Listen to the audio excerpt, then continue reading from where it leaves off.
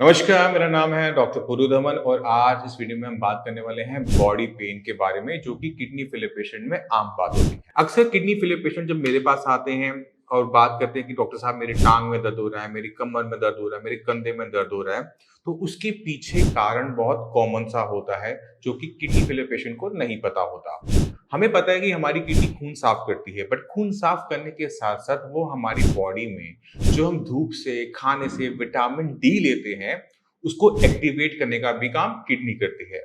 अब जब किडनी खराब हो रही है, तो ये विटामिन डी तो बॉडी में है, बट वो किडनी की वजह से एक्टिवेट नहीं हो पा रहा। और जब विटामिन डी एक्टिवेट नहीं हो पाता, तो बॉडी में उसकी डेफिशिएंसी बननी शुरू हो जाती है, उसकी जो सिम्पटम्स हैं, वो आने शुरू हो जाते हैं और दिक्कत क्या होती है? वो है बॉडी पेन। आपकी हड्डियाँ कमज़ोर होना शुरू कर जाती हैं, क्योंकि जो कैल्शियम आप खाने में खा रहे हो, ले रहे हो, वो हड्डियों में चिपक नहीं पा रहा और उससे क्या होता है, हमारी जो बोन्स होती हैं, वो वीक होनी शुरू हो जाती है। तो विटामिन डी की कमी की वजह से हमें 2 सिम्पटम देखने को मिलते हैं। ये एक तो पहला हड्डियों में दर्द, दूसरा है मांसपेशियों में दर्द।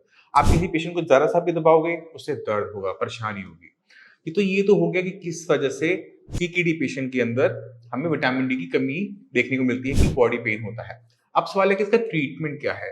तो जितने भी किडनी फेलियर पेशेंट जिनको भी बॉडी पेन हो रहा है कमर में, कंधे में, घुटनों में, टांगों में, तो उनको 2 चीज़ें करनी चाहिए। पहली चीज़, अपनी बॉडी के अंदर फास्फोरस की मात्रा को कम रखने के लिए जो फास्फोरस बाइंडर्स दिए जाते हैं, उनका यूज़ करना। क्योंकि जितना ज़्यादा फास्फोरस आपकी बॉडी में होगा, वो फास्फोरस आपकी हड्डियों पे चिपकेगा, क्योंकि कैल्शियम नहीं चिपक पा रहा, फास्फोरस जगह लेगा।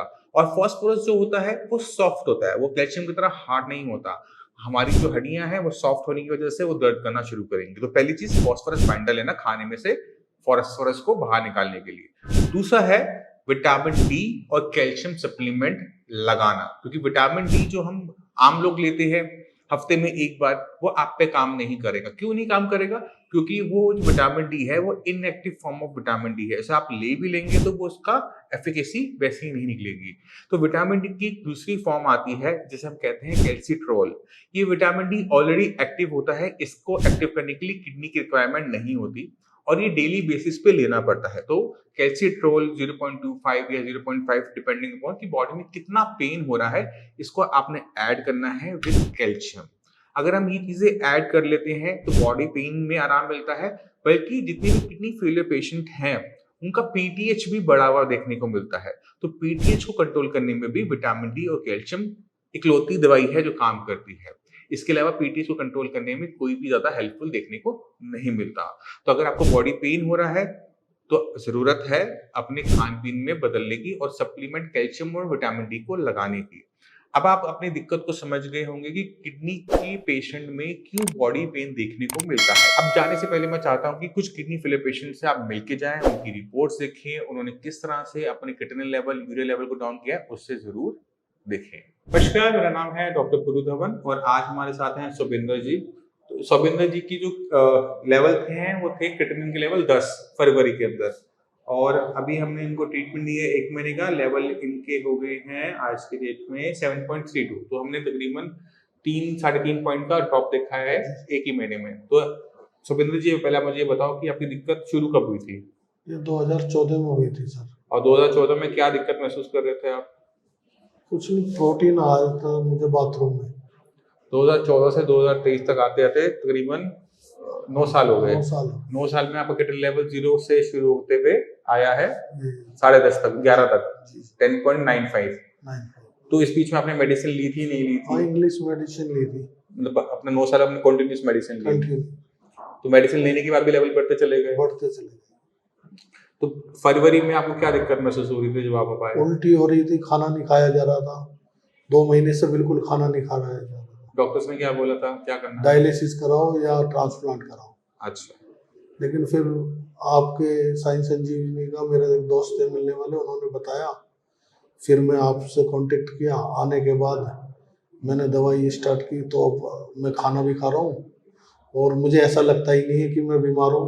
वो तो हमें भी आपकी बात करने के तरीके से ही लग रहा है कि आप बीमार नहीं है। मैं तो अच्छी तरह नॉर्मल डाइट से भी अच्छा, जो लोग खाते हैं उनसे अच्छा खाता हूँ।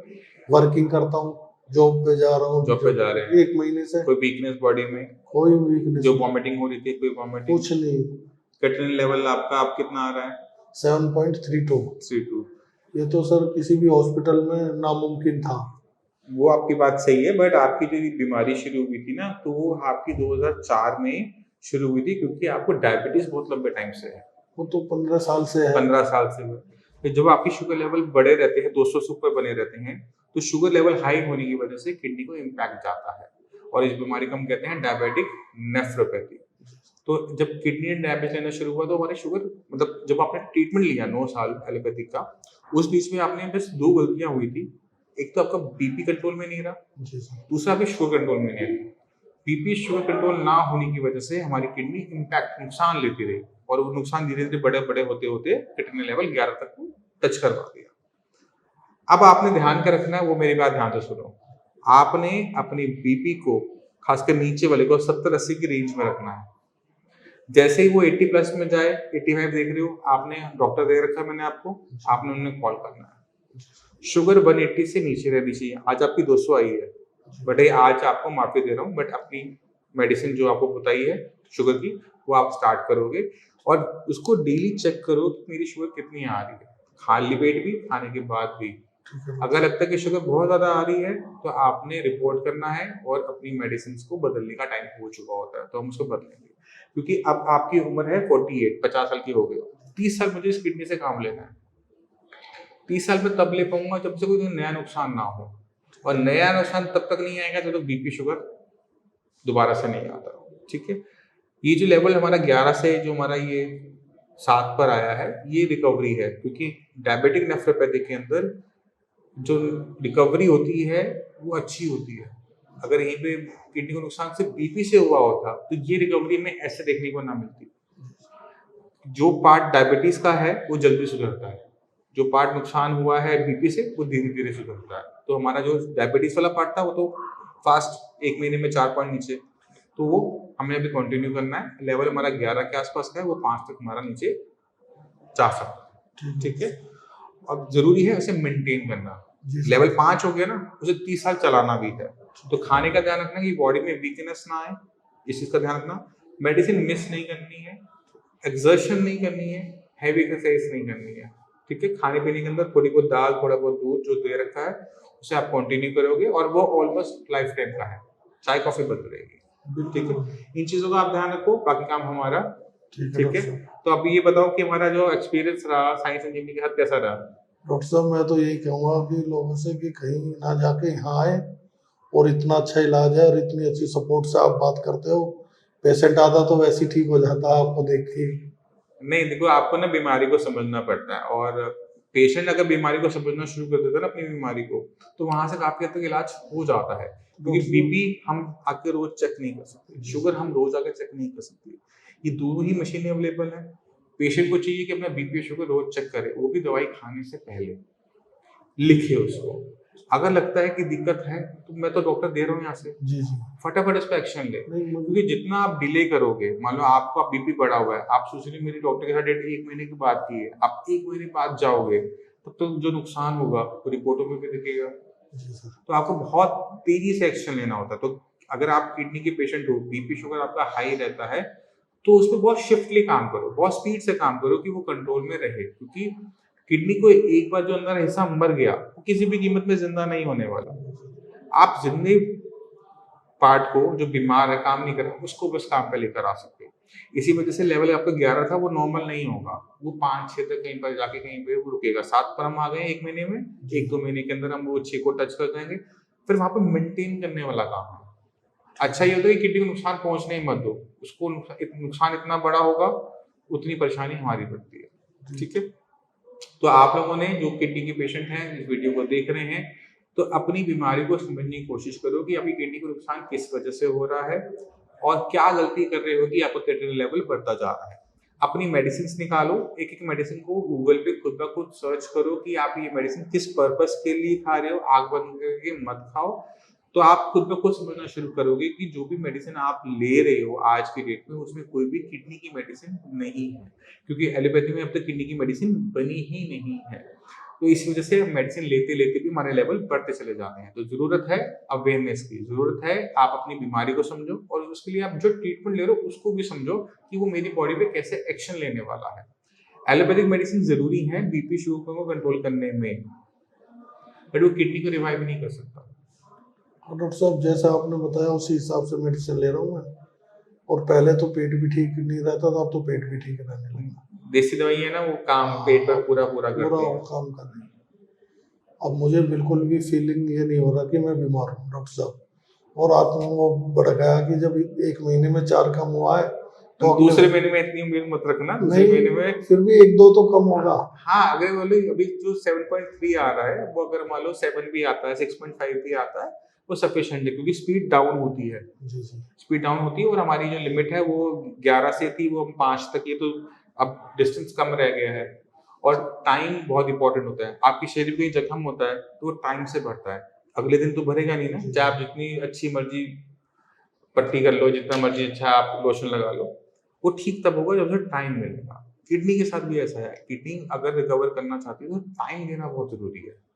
अगर टाइम हम तब दे पाते हैं जब उसके कोई नया नुकसान ना हो, नुकसान रुकेगा तो इसको रिकवरी मिल जाती है। वही हमने आपके साथ देखा, वही हमें अब बाकी सारे पेशेंट डॉक्टर साहब एक चीज और भी है कि डायलिसिस बता दिया था। अभी तो नहीं है, देखो अब तो नहीं है, लेवल हमारा 8 से नीचे आ गया, तो अभी तो हमें डायलिसिस की रिक्वायरमेंट नहीं है।